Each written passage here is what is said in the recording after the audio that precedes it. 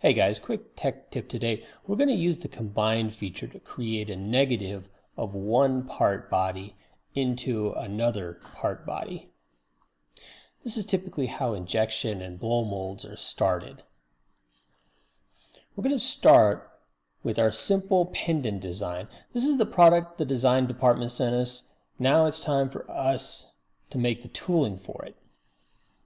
Using a new file for our tooling design, we're going to use the insert part command to insert this part in place. Now you can do this using an assembly, creating in-context references between the part and the tool. Whichever method you're more comfortable with, it's completely up to you. The workflow is essentially the same for both. Before moving to the tool body, I'm going to create a plane that will act as our parting line for this part.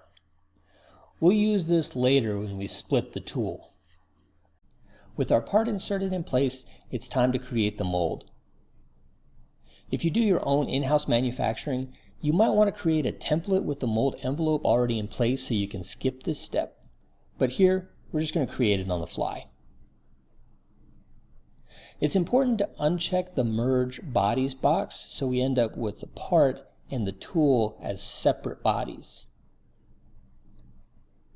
Next, we'll use the Combine tool to subtract the part body from the tool body. We can see with a section view that our tool body now has a cavity where the part used to be. Finally, we'll use a split command to split the tool in half. We're using a simple plane to define the split, but keep in mind you can also use a surface body if your parting line isn't flat like in this example. What we're left with is a two-body part that's ready to be exported into individual part files and finishing touches added to complete the tool design. Guys, I hope you found that tech tip useful. If you did, make sure to hit the subscribe button below to be kept up to date with the latest from MLC CAD systems.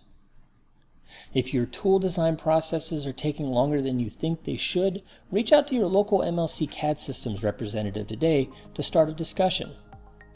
And, as always, thanks for watching.